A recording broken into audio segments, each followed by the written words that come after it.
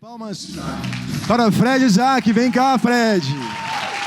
Chega mais, chega mais. Fred é um querido. Cara, você vai fazer. Dos dois. Você viu o que ele te entregou hoje, né? Pois é. Ele não tinha combinado isso comigo, não, mas eu vou aqui. Fred, fica à vontade. Seja bem-vindo, a casa é sua. Obrigado, tá bom? Gente. Deus abençoe vocês em primeiro lugar e que possa me abençoar, que eu possa ser de alguma maneira o canal para vocês, para algum aprendizado. Eu acho que eu estou em franco aprendizado ainda, sou muito novo, sou lindo, bonitão e gostosão, mas a gente sempre tem uma coisa, algumas ideias para trocar, né?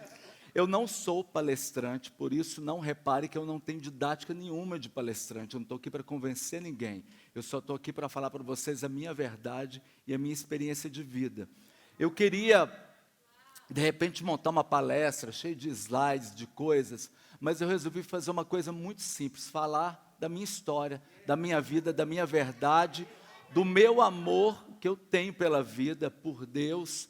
E quem sabe a gente troca uma experiência em relação a isso. Então eu estou aqui hoje com a minha verdade e com todo o meu amor para vocês, com toda a humildade. Obrigado. Cadê aquela fotinha? Não vai aparecer, não? Aonde?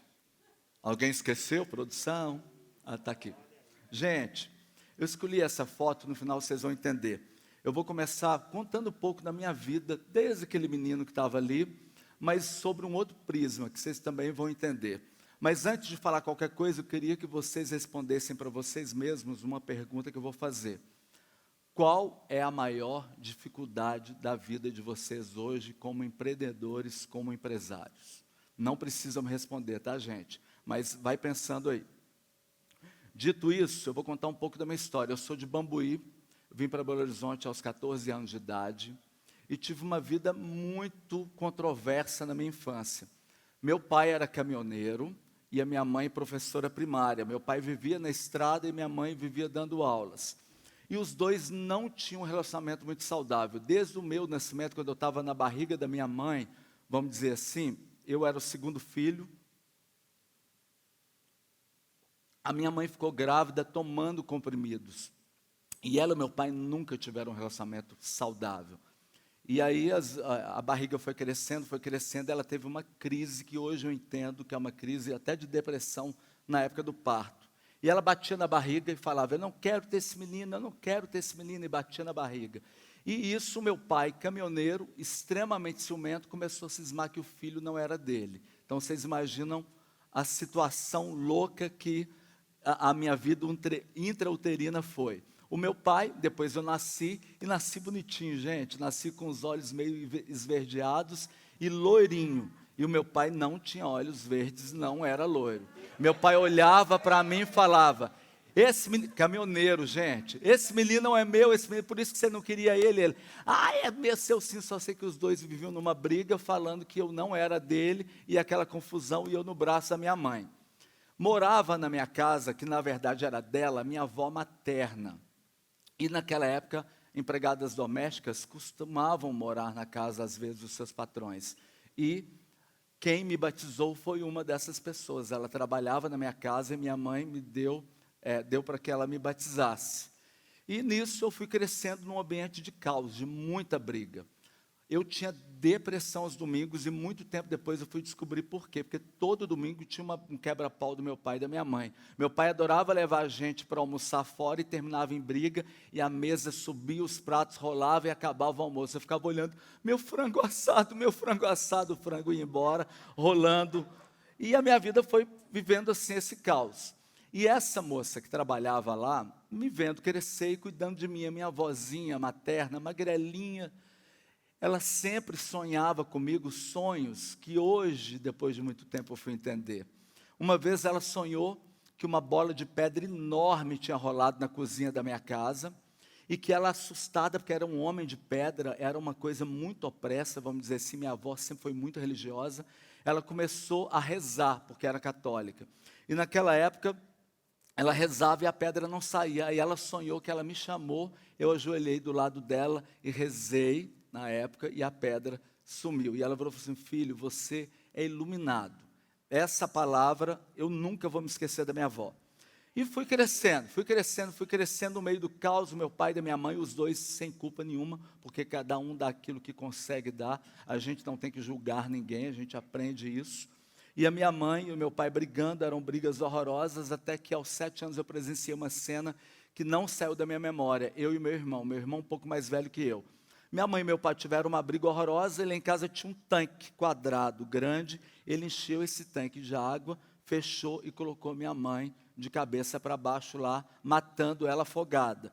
E a cena que eu tenho, quando eu lembro dessa história, era simplesmente eu olhando. Toda vez que eu lembro disso agora, quando eu estou lembrando, a ideia é como se tivesse uma câmera atrás de mim, e eu me vejo aquele menininho de costas, olhando, assustado. O meu irmão um pouquinho maior do que eu. E eu gritando, a vizinha socorreu minha mãe foi salva, e eu fui com minha mãe para a casa vizinha. Minha mãe toda molhada, tremendo, e eu do lado da minha mãe, segurando a mãozinha dela e passando a mão assim nela, no cabelo dela, olhando. Uma cena que até hoje eu não esqueço, mas ressignifiquei isso. E o tempo foi passando. Minha avó, a minha madrinha, vendo esse caos todo, quando eu tinha 11 anos de idade, ela me chamava para lavar os pratos com ela, do jantar ou do almoço, quando eu estava em casa. Ela me ensinava para casa, ela cuidava de mim, ela fazia tudo. E a minha avó sempre do meu lado, nos dando o carinho que ela podia dar. Eram vários netos. E a minha madrinha sempre me ajudando, eu sempre ajudando ela a arrumar as coisas, e ela lavava e eu enxugava. Aí depois eu lavava e ela enxugava. Ela falou assim, olha, eu não tenho condições de te dar presentes caros, mas eu vou te dar um aprendizado que você nunca vai esquecer. Você vai precisar sair de casa muito cedo, então você precisa aprender a se virar sozinho. Isso que eu estou te ensinando é para que você nunca se esqueça. Você tem as ferramentas necessárias para se virar na vida. Uma delas é arrumar sua própria casa, fazer sua própria comida. Então eu cozinhava, eu fazia tudo. Essa madrinha me deu esse grande presente que me ajudou na minha vida inteira. Eu não estou aqui hoje, gente, para falar do meu sucesso como empreendedor, como empresário. Não estou aqui para falar de nada disso. Estou aqui para dividir minha vida com vocês. No final, perguntas e respostas, eu falo do meu sucesso como empreendedor. Que, na minha opinião, o meu sinônimo de sucesso é outro, e depois vou explicar para vocês. Minha avó era uma santa mulher. Para vocês terem ideia, tinha Páscoa, a minha avó comprava, com a aposentadoria dela, uns sacos desse tamanho de bombons sonho de valsa. Não sei se vocês lembram disso, alguém é dessa época. Ela me levava lá para fora, me colocava na porta de casa, sentadinha do lado dela, e ela sentadinha, todo mundo que passava na rua, ela chamava e eu chamava para dar um bombom de Páscoa. Sempre falando de Jesus, e ela era devota de Nossa Senhora, porque ela era católica na época, sempre falando das crenças dela, e sempre bondosa com todo mundo. Então, esse bombom me ensinou muita coisa, me ensinou como é bom a gente poder servir, mais do que a gente ficar querendo receber. Eu quero receber oração porque eu estou precisando. A gente vive no momento, hoje, que a gente precisa servir, servidão. Todo mundo pode dar alguma coisa. Ninguém é pobre demais que não possa dar nada. Todos nós somos ricos, porque nós temos Jesus. Então a gente tem muito para dar, e pouco e menos para pedir, ok? Então é isso. Minha avó me ensinou isso desde muito cedo. Mudei para Belo Horizonte, com 14 anos de idade, porque eu estava passando fome, porque meu pai e minha mãe se separaram nesse momento. Meu pai veio para Belo Horizonte para trabalhar como motorista de táxi.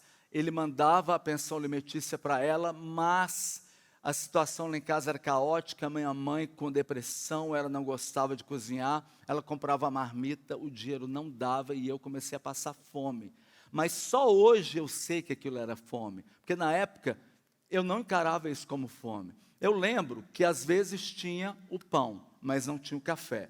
Aí eu ia na casa da minha vizinha do muro, ô Ludmila, me dá um cafezinho, querida, só 2 colherzinhas de pó. Ela me dava as 2 colherzinhas de pó e eu fazia o café. No outro dia eu chegava lá no muro, ela, pode de novo, Fred? Não, hoje é o pão que está faltando, você não tem aí para me dar, não. E a vida foi assim, até que eu conheci uma vizinha em frente, e que era bem abastada, cozinhava muito bem. Eu espertamente fiz amizade com essa vizinha, essa senhora, e ajudava ela a lavar roupa, e ajudava ela a arrumar a casa. E ela me dava café da manhã, almoço, café da tarde, eu só ia para casa de noite. Mas eu tinha dó, porque o meu irmão, às vezes, tinha uma rosca seca lá. Só sei que essa notícia chegou até o meu pai. Eu me lembro de uma coisa, que eu vou dar um parêntese. Eu tinha uma tia, eu e meu irmão, a gente era muito bagunceiro. Nosso apelido era Lá Vem os Filhos da Lúcia. Onde a gente chegava era confusão. Éramos muito soltos. E um dia, eu também, essa cena, quando me vem na cabeça, é a mesma. Lá atrás e lá na frente. Todo mundo sentado.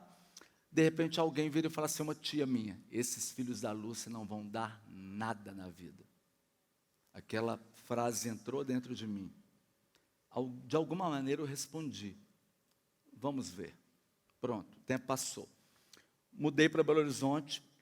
Na época, meu pai foi buscar a gente, porque a gente estava passando muita necessidade. E ele tinha uma namorada, uma mulher, que ela já era namorada dele antes, no casamento, vocês me entendem, né? E aí eu chamava ela de tia Ângela.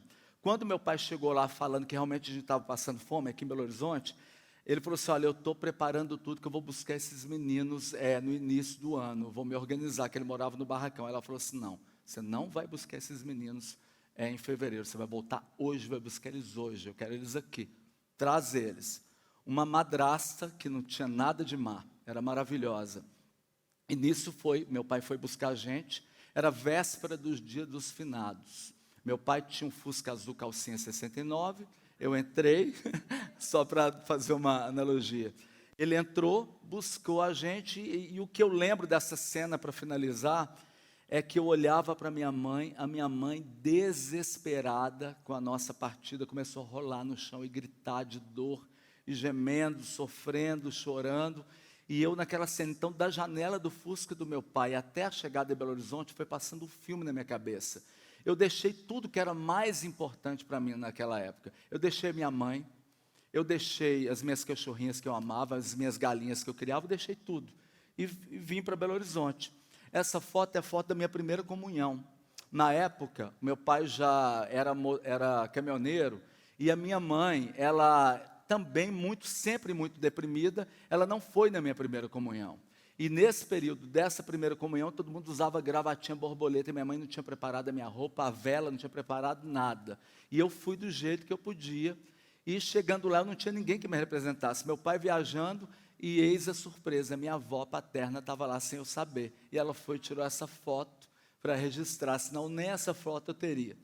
Vim para Belo Horizonte, muitas coisas aconteceram, muitas dificuldades. Mas aí eu falo para vocês, eu estou contando essa história de um Fred, mas esse não sou eu, porque aí é que está a diferença. Esse Fred, quando ele sofria isso tudo, ele, por exemplo, tinha um pé de jabuticaba da vizinha que floria, que era nosso, que o terreno foi vendido, acabou indo para a casa da vizinha. Quando esse Fred estava naquela situação, ele não encarava com pessimismo. Eu ia lá, mesmo não tendo mais a minha jabuticabeira, eu ia lá, subia no muro e pegava a jabuticaba da vizinha e chupava, e elas eram mais doces, porque eram roubadas. E tudo que é roubadinho tem um gosto melhor. E aquilo adoçava a minha vida. Então eu vejo que tudo o que me salvou foi o meu otimismo. E a minha vida até hoje só foi salva por esse otimismo. Essa minha tia tinha falado essa frase, mas eu preferi pensar no que minha avó me deixou, nos ensinamentos dela com bombom. A minha madrinha, a minha avó, ela morreu naquela época, em 84. Foi uma morte muito, assim, sofrida para mim. Mas eu preferi, ao invés de encarar a morte da minha avó como uma morte, eu encarei aquilo tudo com muito otimismo e com muito amor e com muita fé. Naquela época eu não entendi o que era fé, mas eu entendi que esse otimismo que eu tanto via em mim mesmo e que eu enxergo até hoje, ele tem um nome meio disfarçado de otimismo, mas ele chama esperança. Quando a gente tem esperança, queridos, não falta nada. A gente não pode perder esperança com absolutamente nada nesse mundo. Hoje estou eu aqui, um cara de sucesso, como vocês verem. Mas o que é o sucesso para a gente? Vocês têm essa resposta para mim? O que é sucesso para vocês? Enquanto isso, deixa eu ligar aqui. Deixa eu pegar minha cola. Ninguém vai arriscar um palpite? Eu vou falar da minha visão do sucesso, pode ser? estar vivo, ok? Acordar todos os dias com saúde, ter as minhas filhas do meu lado depois que tudo que eu passei, que aí é uma outra história muito forte, ter a minha mulher do meu lado, ter a minha profissão, ter as coisas simples da vida. Isso para mim é sucesso também. Outro sucesso é não estar no pedestal que as pessoas me colocam. Eu estou aqui agora, mas isso aqui não simboliza que eu seja mais poderoso que você e melhor do que você. Nem o presidente da República é melhor do que eu. Você, eu e o presidente da República somos idênticos, iguais, não tem diferença. Essa é uma premissa. Cuidado com você que é empreendedor, sucesso, que está buscando o sucesso, cuidado, porque sabe o que mais vai acontecer na sua vida?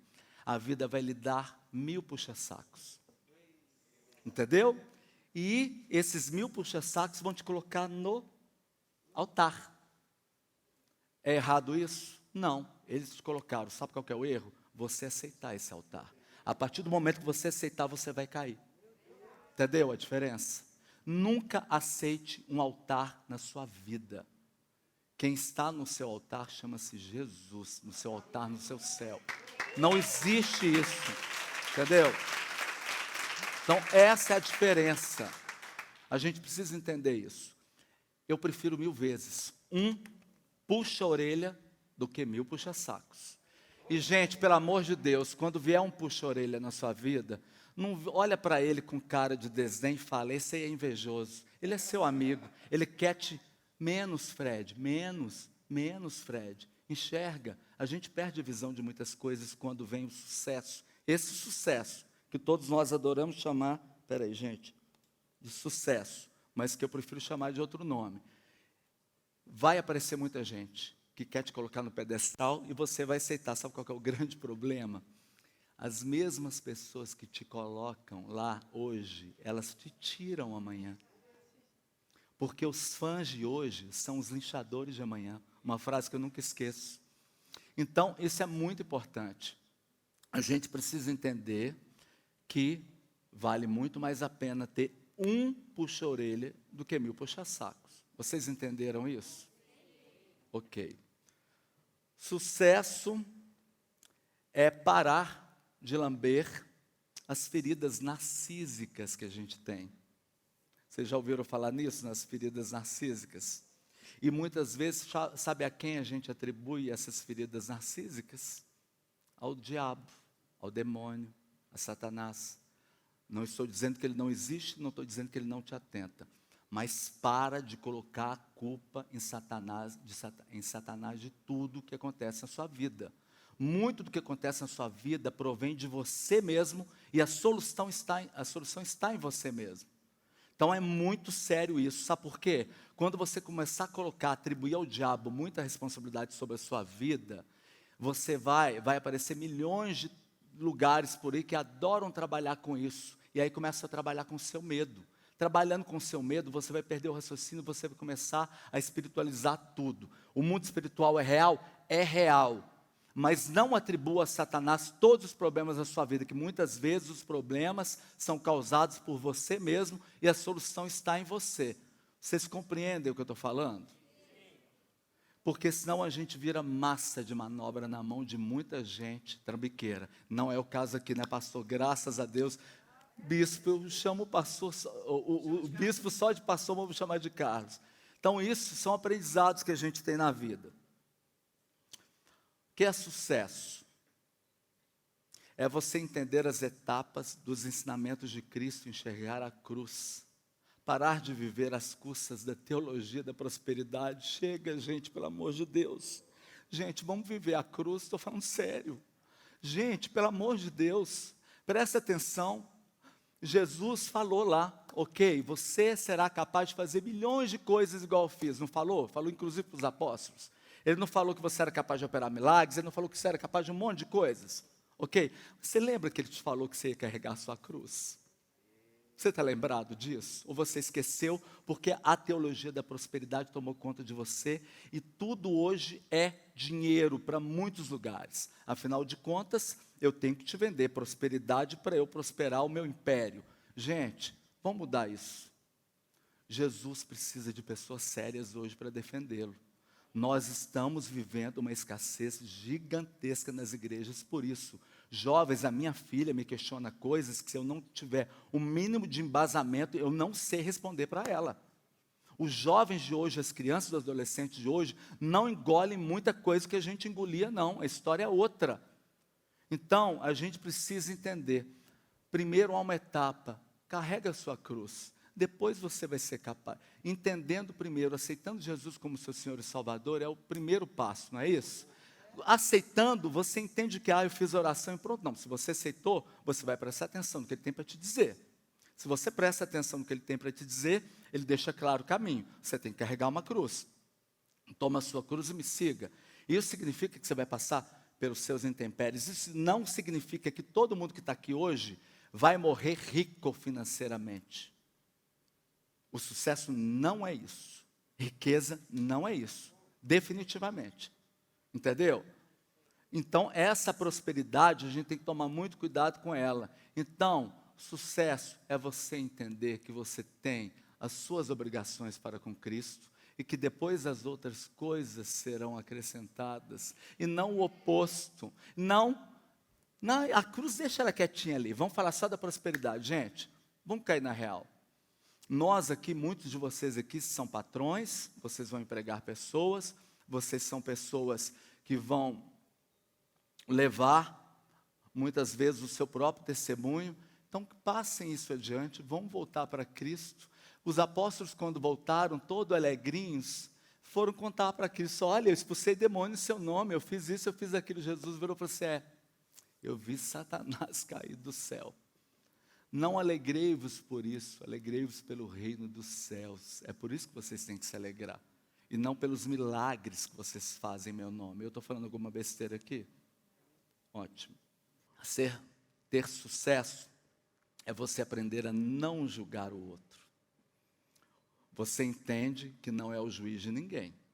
O único juiz e o único juiz justo é Deus. Se você julga, você vai ser julgado pela proporção que você julgou. Vocês já ouviram isso no Velho Testamento, não já? Vocês lembram disso? Então, não julgueis para não serem julgados. E esse julgamento, ele passa por questões mínimas. Não tem como você ser cristão se você é preconceituoso. Cristo não era preconceituoso, ok? Não pense que não adianta você falar que é cristão e você ser a favor da pena de morte, sendo que Cristo foi condenado à morte. Então não tem como você ser cristão e servir ao dinheiro. Não é impossível servir a dois senhores. Mas é extremamente possível você ser pecador, arrependido e ser um cristão.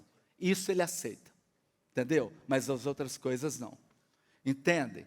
Nós precisamos ter isso no nosso coração. Sepulcros caiados, santos, esses santos que se pregam de santos, que não se veem como pecadores, por isso não têm a humildade que precisamos ter, nós todos precisamos nos ver como pecadores, entendendo que somos pecadores, arrepender todos os dias dos nossos pecados diários. Aqueles que pousam de santos, você já sabe o recado que Cristo já deu, não sabe? As prostitutas vos precederão no reino dos céus. Entenderam? A falsa santidade, não é isso que a gente precisa hoje. A gente precisa hoje de obra, de pessoas que querem, estão dispostas a servir. Pessoas que estão dispostas a servir a Deus e pagar o preço por isso. Nós vivemos no mundo do cristianismo onde a gente pregar a Cristo não significa absolutamente nada de ruim para a gente. Então que a gente tire o proveito disso e pregue exatamente aquilo que Deus precisa que seja elucidado para essa nova geração. O nosso Cristo humilde, o nosso Cristo que deu sua vida por nós para que a gente tivesse vida em abundância. E, portanto, a gente não pode julgar. Ok? No fim, já estou terminando, é você ter gratidão. Quando você faz... tem um livro de Timothy Keller, né? É esse, que é o Ego Transformado, que vocês devem conhecer. Aprendi muito com ele, fazendo o resumo. Quando você tem um coração grato, mesmo por todas as coisas que você passou, mesmo por tudo que você viveu, se você tem um coração grato, se você aceitou Jesus e colocou esse coração a serviço de Jesus, você tem um coração grato. Por quê? Porque a graça veio de graça. E a graça veio para todos nós. Então, tendo nós um dia a graça, nós seremos gratos. Concordem? Então, a bondade é ok. Você fazer caridade para o outro, está ok também. O outro que recebe a sua caridade, ele não quer saber como está o seu coração. Se ele está no lugar certo ou no lugar errado. Você fez a caridade para aquela pessoa, mas você tem que examinar o seu coração todos os dias para entender por que você está fazendo aquela caridade. É para receber alguma coisa em troca? É para você ter os olhos dos outros em cima de você te falando, olha como ele é bom, olha como ele é bacana. Ou é simplesmente por gratidão? A partir do momento que você adquire um coração grato, você faz por gratidão. E aí você não quer nada em troca. É isso que é ter sucesso para mim. E para finalizar nossa conversa, para abrir um bate-papo mais empresarial, eu quero falar um pouquinho do dinheiro, que é o assunto que a gente tem muito aqui. Jesus já falou tudo relacionado a dinheiro e às riquezas. Eu tenho dinheiro hoje. Eu sou um cara abastado de dinheiro. Não tenho vergonha de falar isso. Eu sou um cara bem-sucedido no mercado profissional. Ok? O que eu faço com isso? Isso é que é o mais importante. O dinheiro a gente não vai levar para o céu. A gente sabe disso, né? A gente não vai levar nada que é material para o céu. O dinheiro, ele serve para, lógico, te abençoar, mas acima de tudo para abençoar o outro. Você precisa transformar vidas com o seu dinheiro. Você não adianta esconder tesouros debaixo da terra. Não adianta você fazer nada. A sua vida financeira tem que abençoar a vida do outro. É isso. Presta atenção numa coisa. Nunca tenha um foco no dinheiro. O dinheiro tem que ser consequência de alguma coisa. Ele não pode ser o seu objetivo. Se o dinheiro for o seu objetivo, você já dançou. Tenha o dinheiro como consequência, ele vem mais leve. E aí você vai ser grato a esse dinheiro que você recebeu. Sendo grato a isso, você vai fazer com certeza o bem ao outro. Um coração grato faz isso. Então, gente, o foco não pode ser o dinheiro. O foco é fazer aquilo que você ama, aquilo que o seu coração pede, aquilo que Deus fala em você, os seus dons, usar os seus dons, os seus talentos. Quando você usa os seus dons e os seus talentos na medida certa, o dinheiro vem atrás de você assim, ó, ai, vem cá, querido, vem cá. Não, agora ele corre atrás de você. Agora o tempo que você ficar correndo atrás dele, ele adora ser desaforado, ele vai correr de você. Entendeu? Então, não faça isso. Por isso que o seu tesouro não pode ser as riquezas, não pode ser o seu Deus, não pode ser o mamon. A riqueza, ela tem que servir para você abençoar. O que eu mais vejo, às vezes, falando do meu, eu posso falar porque eu sou crente cristão, então eu estou, como o povo agora adora falar, estou no meu lugar de fala, eu sou crente. Então, eu estou falando para crente como um crente. O que eu mais vejo são igrejas abastadas de dinheiro e eu dou uma volta em torno delas, tem um monte de mendigo, de moradores de rua. O que eu mais vejo são pessoas preocupadas com as crianças da África, mas elas não têm um filho para criar, elas preferem criar um cachorro. Porque o filho lá, os pobres da África, as crianças da África são longe dela. Então é muito mais fácil ela gostar das crianças da África do que ter o trabalho de criar uma criança que não é fácil, é um desprendimento. Então é isso, gente. Por fim, o que eu quero falar para vocês, dessa questão de mergulhar no eu, que é o meu trabalho. Que insight que eu tive em relação a isso? Eu vou falar em metáfora para vocês, para finalizar. O eu, esse mergulho para dentro, foi nos meus 47 anos de idade, eu resolvi fazer uma análise do que está acontecendo na minha vida, do que é a minha vida, de quem eu sou. Porque se a gente for parar para pensar, nós vivemos as expulsões, metaforicamente falando, tá, gente? A primeira expulsão que a gente teve, Deus soprou em nossas narinas, nos tornamos seres viventes. Então, de certa maneira, fomos tirados de dentro dele. Uma expulsão metafórica. mas continuamos num lugar confortável, que era o Éden, mas depois nós somos expulsos do Éden. Aí sim, o bicho começou a pegar. Nós somos expulsos do útero materno. E por fim, nós somos expulsos do lugar mais doloroso que existe. É quando a gente é expulso de dentro de nós mesmos. O que eu quero dizer com isso? Quando você começa a seguir padrões que não são os que você acredita, mas porque é a moda. Quando você começa a seguir ensinamentos que não têm a ver com o que você tem. Quando a sociedade começa a te ditar regras que te machucam, mas que você faz e que se adequa, porque é a moda, é o que está acontecendo. Siga o seu coração, se o seu coração estiver em Deus, em Cristo, porque é o melhor lugar.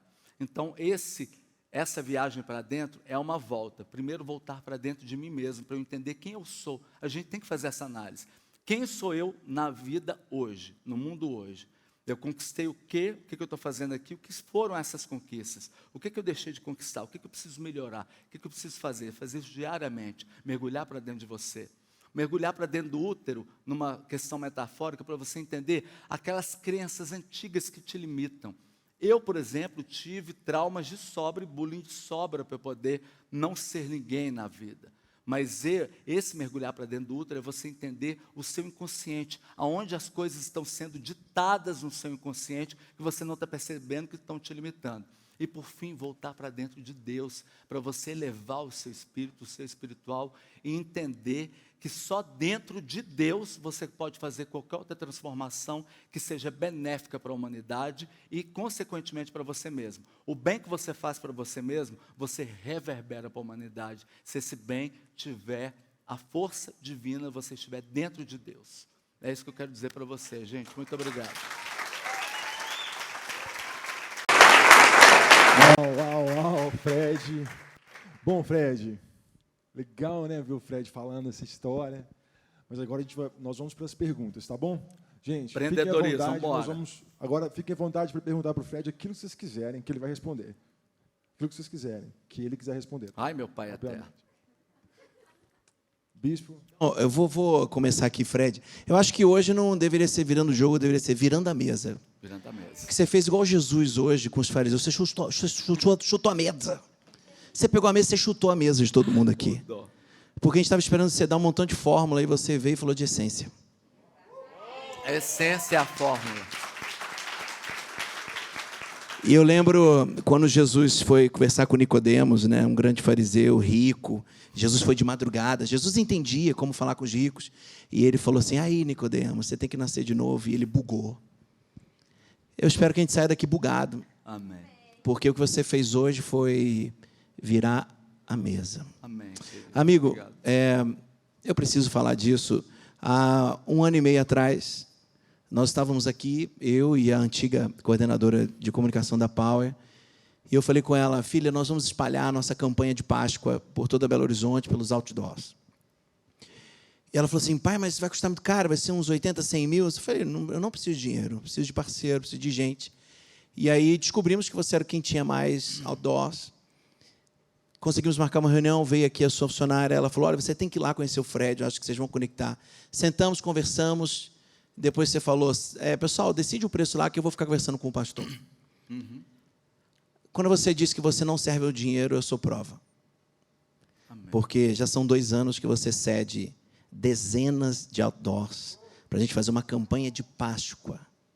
Amém. A pergunta que eu tenho para você é, você tem noção de quantas vidas você tem ganhado para Cristo? Não tem. Você tem noção de o quão bom ou quão bem você tem feito transformando corações? Amém, querido. Que bênção. Hoje eu queria fazer um testemunhal. Muito obrigado. São milhares de pessoas que conhecem a Cristo, porque você decidiu não servir a Mamon. O privilégio é sempre de quem ajuda, gente. Ajudar é muito, muito bom. É gostoso demais, é revigorante. É o que Jesus ensinou, né? Perguntas? Eu fiquei agora a fim de falar aqui, falando Fala. assim, E apesar do seu generoso desconto, Jesus levantou o Rodrigo para depositar na sua conta. Pena que ele não renovou esse ano, né? Mas fazer o quê? A gente Quem tá sabe? orando. Em nome de Jesus. Amém, amém. Próxima Amém. pergunta, mais perguntas. Ó, Fred, eu quero falar uma coisa. Hoje foi maravilhoso, a gente saiu daqui virando a mesa. Ô, gente, mas você que me bom. deve um talk de business pesado. Aquele de tipo assim, os boletos atrasou, fiz um negócio milionário, voltei, tá bom? Podem Tá. perguntar agora sobre Se isso vocês que eu querem respondo. perguntar também sobre isso, quem quer perguntar? Fred, boa noite. Meu nome é Henrique. Cadê você, Aqui. querido? Ei. Trabalho um pouco também com consultoria empresarial. Tira a máscara, pode tirar só um pouquinho, por favor. É a voz que é abafada. Só um pouquinho. Parabenizar, primeiramente, por esse evento. Acho que está sendo assim, maravilhoso. Principalmente, eu falo por mim um pouco que gosto muito desse ramo, desse segmento, da publicidade, enfim. E eu queria te fazer uma pergunta. O que você enxerga para o futuro hoje da publicidade, hoje que está tão na moda falar do digital? O que você enxerga isso para frente, as oportunidades para as empresas no mundo digital? Porque a gente já sabe que o mundo digital ele é muito real. Mas dentro disso, o mundo digital também hoje, ele está mudando e vem mudando também. Todo dia é uma novidade. O que você enxerga nisso para as empresas, o futuro desse digital hoje que está tão aflorado? Esse digital hoje, que é o celular e tudo, ele, no meu ramo, por exemplo, ele foi para fora. Foi uma das grandes crises que eu passei da empresa. A gente transformar os nossos painéis estáticos em painéis de LED depois que a prefeitura proibiu a maioria dos painéis da cidade. A gente praticamente faliu nesse período. O Jesus está aí, ele sabe exatamente o que eu estou falando, né, Jesus? E a gente teve que se reinventar. E como que a gente se reinventou? Trazendo o digital, né, que é o mundo virtual, para os painéis de LED. Então, o outdoor, que era aquele outdoor estático, virou esses painéis de LED que vocês veem na cidade. E é muito doido isso, porque quando a gente fez essa mudança, a gente percebeu que essa mídia era a que mais conversava com o digital virtual, que eu estou falando. Então, é engraçado, porque hoje a gente fala dos nossos maiores clientes lá na empresa, por exemplo. Eu duvido que vocês vão acertar quais são os meus maiores clientes hoje, fora a GV, que era ano passado. Ai, meu Deus. Mas quais são os nossos maiores clientes hoje no mercado? Eu acho que eu duvido que vocês vão acertar. Eu vou falar de 6, mas eu queria que alguém, qualquer um aí, falasse um que vem na cabeça. Qual que você acha que é o meu maior? Isso é bala, hein, menino? O que mais? Kia? Tá, eu vou falar. Google, Web Motors, Netflix, o iFood, peraí, Pedido Já, Mercado Livre e tem um outro, Uber. Tem alguma semelhança entre eles, vocês perceberam ou não? Qual? A minha mídia é a mídia que mais conversa com o digital, mais do que a televisão, mais do que qualquer uma outra. É uma mídia conectada hoje. Então, esse foi o grande boom que a gente deu e que nos salvou. Eu só estou aqui hoje, vocês só apresentaram isso aqui hoje, o empresário de sucesso, por causa dessa mudança que eu fiz. Senão, eu estava na sarjeta. Então, a gente precisa ter otimismo e pensar lá na frente, vislumbrar o futuro e trabalhar. Suor.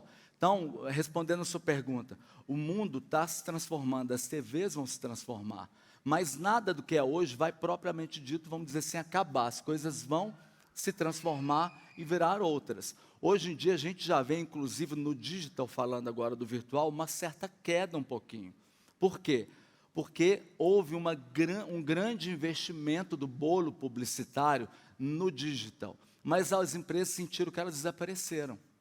Então, hoje, o que mais funciona é a conversa do off com o on. Sem os dois conversando, a empresa vai ter dificuldade. Então, esse é o casamento. Concorda, minha querida? Respondi a sua pergunta?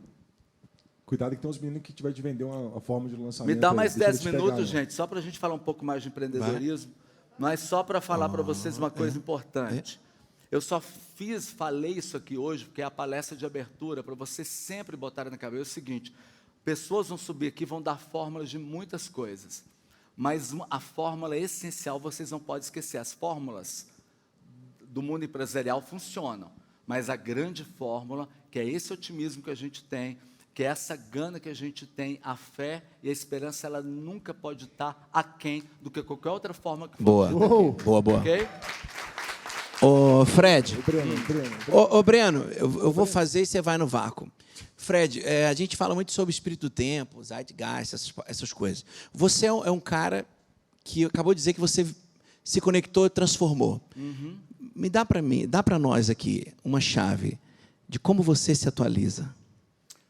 Mergulhando em estudos, leitura. Gente, vocês querem ser enganados? Não, então estudem. Tenham só cuidado com os estudos, com as atualizações. Essa questão toda no empreendedorismo é muito importante, porque hoje tudo muda muito rápido. De repente, eleja algumas palestras que vocês acham interessantes, leiam livros que essas pessoas indicarem, leiam tudo que vocês puderem para poder atualizar, porque o mundo hoje muda muito rápido. Então, por exemplo, eu quando quero buscar algum tipo de inovação, querendo ou não, nós ainda somos um pouco tupiniquins. Então, onde eu vou mergulhar nessas vivências? Fora do país. Às vezes eu vejo coisas lá que nem sonhavam em virem para cá, o LED foi isso, e que eu já vi, Times Square, Hong Kong, outros lugares, falei, vou trazer isso para cá.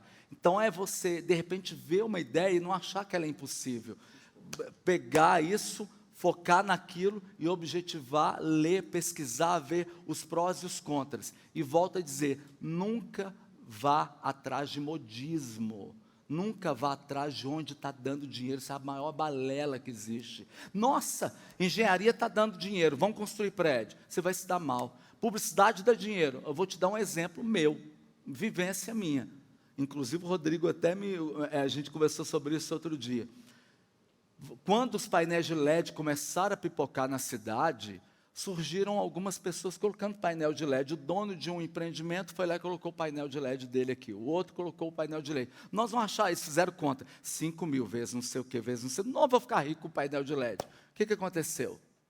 Todos esses painéis foram vendidos para o titio aqui. Porque eles não deram conta de fazer. Porque não é o business deles. Então, acima de tudo, pensa no que você nasceu para fazer. Está aí essa semente dentro de você.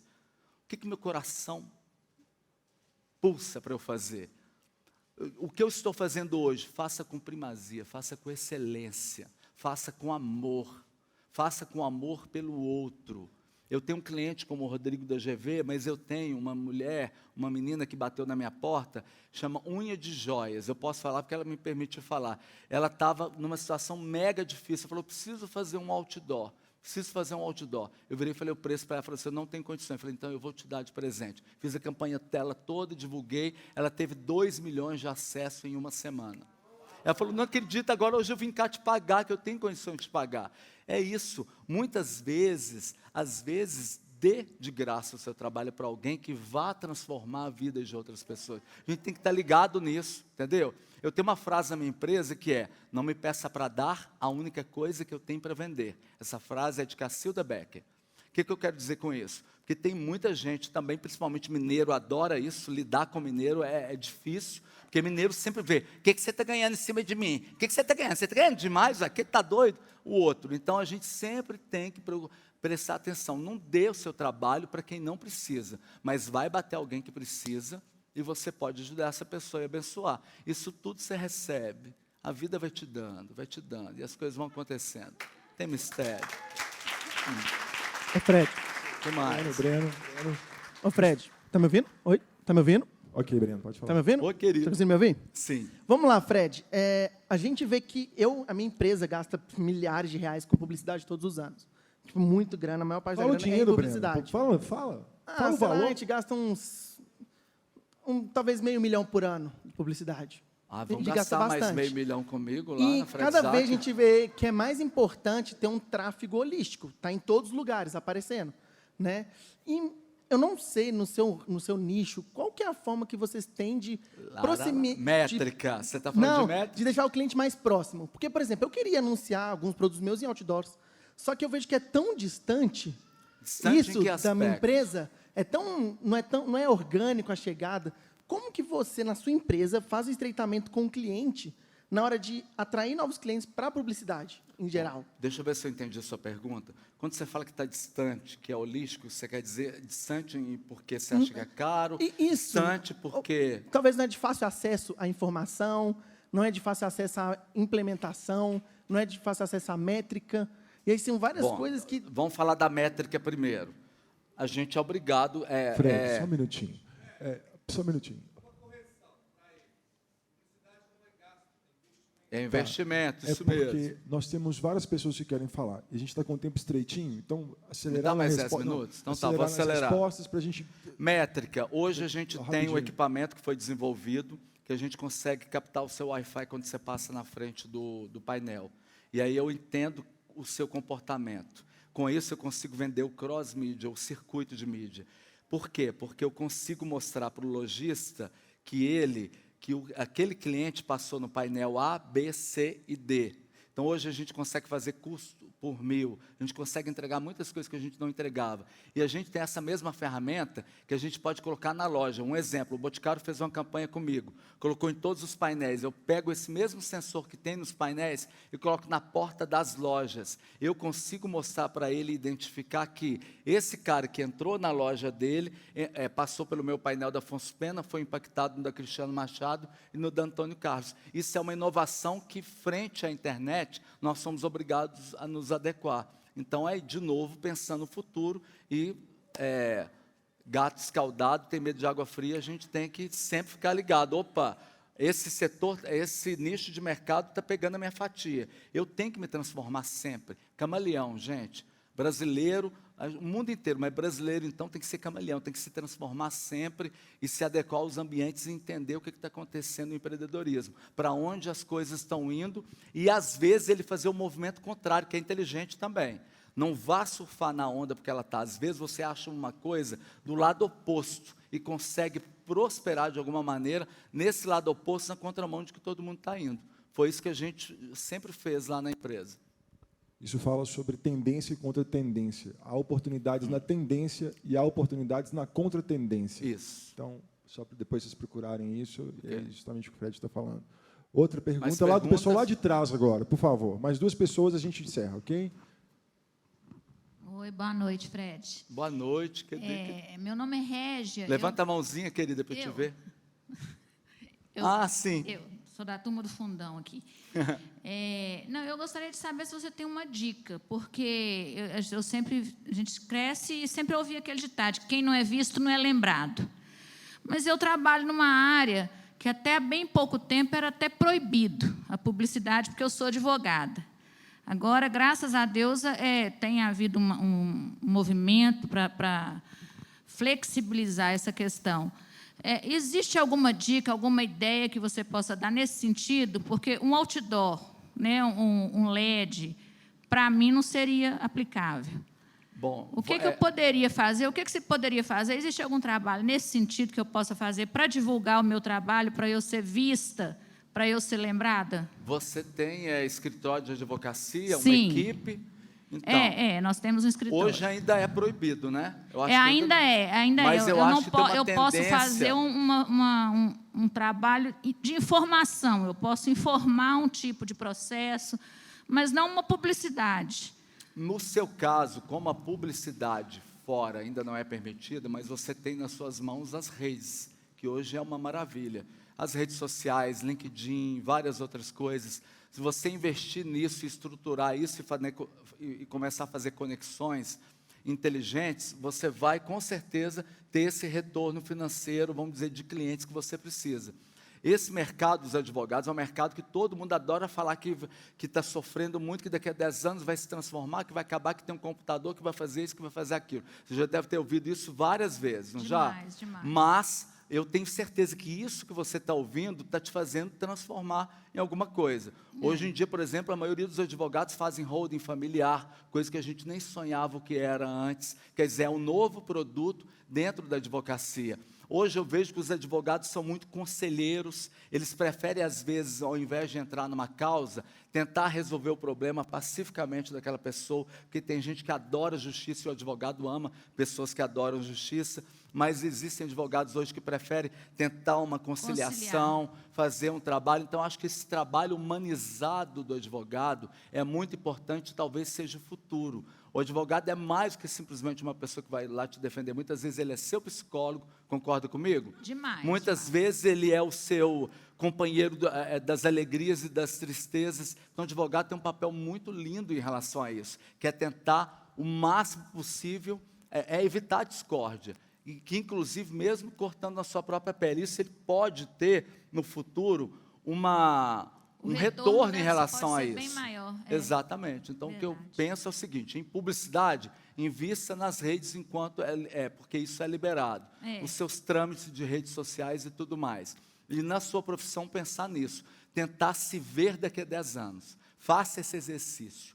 Se veja daqui a 10 anos. Tenta se colocar lá naquele lugar que vem ideias novas para você e você vai conseguir mudar. Obrigada, Fred. É isso. Gente, olha, por causa do horário, a gente não pode estender, justamente porque a gente tem um cronograma e a gente promete. Eu estou prometendo no seu nome, posso aqui fazer uma promessa? Pode. Aqui? Que o Fred vai responder. Nós vamos criar uma maneira do Fred responder algumas perguntas no nosso Instagram, nas nossas redes sociais, tá bom? De repente a gente arruma uma outra forma, porque eu tenho certeza que o Fred tem muita coisa para compartilhar com a gente. Tá bom? Fred, muito obrigado. Posso dar uma finalizadinha Aqui, rápida? por favor, Fred, por favor. Falando nessa crise de pandemia e tudo, que muita gente está lucrando com a pandemia também, é uma commodity, muita gente está lucrando com isso, mas muita gente está perdendo dinheiro. Então, o que a gente precisa entender é que quando a gente está nessa situação desesperadora às vezes, eu passei por isso, o ano foi difícil para muita gente. Uma arma que a gente sempre usa lá é a criatividade. A criatividade, ela tem lugar em qualquer profissão. É a gente mergulhar para dentro. Às vezes eu chegava lá, os meus funcionários cabisbaixos, eu chamava todo mundo para a cozinha, fazia um café para eles, que eu adoro fazer café, e o meu café é o melhor de lá mesmo. Faço café, bato um papo, a gente vai passar de reunião, desenha um projeto diferente para a GV, vai lá e vende para a GV, por exemplo. Isso a gente faz. O último projeto que a gente fez, por exemplo, foi da Claro, só para finalizar. A Claro nunca foi cliente nossa, eu nunca consegui pegar a danada da Claro. Até que um dia que surgiu uma ideia, tinha uma verba espalhada no Brasil inteiro, que uma regional ganharia essa verba para poder fazer um projeto, e quem levaria essa verba é quem apresentasse o projeto mais interessante. A gente ficou sabendo disso, mergulhamos no projeto, fizemos ele em 24 horas, apresentamos para a Claro Regional gostou, ela apresentou para a Claro do Brasil, e ela foi contemplada e ganhou essa verba, e eles fizeram essa mídia com a gente. Então, gente, é pensar, sermos criativos, criatividade. Isso é nato do brasileiro. O brasileiro é criativo o tempo todo. Então, é usar isso, sempre pensar. Obrigado, gente.